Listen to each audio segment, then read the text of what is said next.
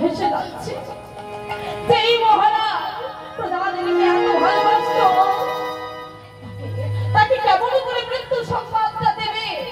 নয়নধারার মতো ভেসে যাচ্ছে, চিৎকার করে বলছে, মহারাজ পরীক্ষিতের জয় হোক, মহারাজ পরীক্ষিতের জয় হোক, মহারাজ পরীক্ষিতের জয় হোক।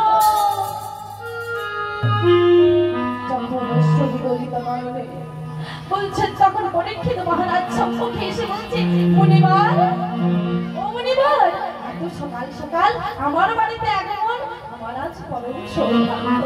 বলুন মুনিবার, আপনার কি প্রয়োজন? আপনার যজ্ঞের জন্য কাষ্ঠ লাগতো, ঘৃত লাগতো, অর্থের দরকার, বাসস্থানের দরকার, বলুন বলুন কোনটা চাই? আপনি তো বলতে পারতেন, আমি টাকা পাঠিয়ে দিলাম, কর্মচারী দিয়ে আপনি কেন কষ্ট করে আসতে গেলেন? নয়নধারায় মুখ ভাসিয়ে বলছে, মহারাজ, আমি আজ কিছু দিতে আসিনি মহারাজ, আপনাকে দিতে এসেছি। দিতে এসেছেন? সাধু বৈষ্ণবরা দিতে এসেছে, এত সৌভাগ্য আর কার ভালো? দিতে এসেছি, তবে ভালো খবর, একটা অশুভ খবর আপনার জন্য বহন করে নিয়ে এসেছে।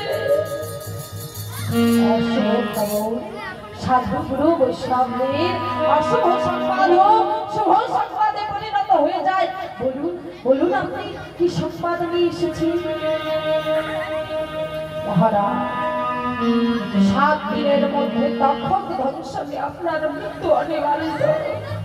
আপনাকে অভিশাপ দিয়েছে সবে গোপনের পুত্রা সঙ্গে। এর জন্য আপনি আকুলি ক্রন্দন করছেন?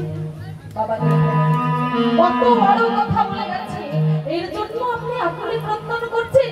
আমার তো এখন আনন্দে নৃত্য করতে ইচ্ছে করছে। আমার জন্য 7 দিন সময় রয়েছে, কিন্তু এই জগতের মানুষের জন্য যে 7 সেকেন্ড সময় নেই, আমার জন্য তো তবু দয়াময় 7টা দিন সময় দিয়েছে। আমি এই 7টা দিন ভগবানকে ডাকার মতো সময় পেয়েছি, কিন্তু এই জগতের মানুষের তো সময় নেই। এই জগতের মানুষ কেমন রয়েছে জানেন? কালো কালো মুখটা আসে,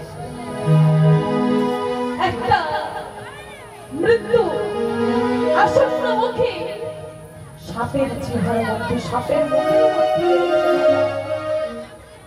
একটা সাপের মুখের মধ্যে বাবা একটা ব্যাঙ থাকে, তাকে কি সঙ্গে সঙ্গে উদরে মরে যায়? কখন যে উদরে চলে যাবে তার কোনো গ্যারান্টি নেই। তদ্রূপ আমাদের জীবনটা, কখন আমাদের প্রাণবায়ু চলে যাবে আমরা জানি না। নিঃশ্বাসকে বিশ্বাস বাবা, তাই সময় থাকতে থাকতে ভজন সাধন করতে হবে। সময় চলে গেলে আর আসবে না।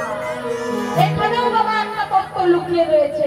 এই যে 7টা দিন সময় পরীক্ষিত মহারাজকে দিয়ে আমাদের এই জগৎ জীবকে শিক্ষা দিয়ে যাচ্ছে, হে জাগতিক জীব, তোমাদের পরমায়ু 7টা দিন।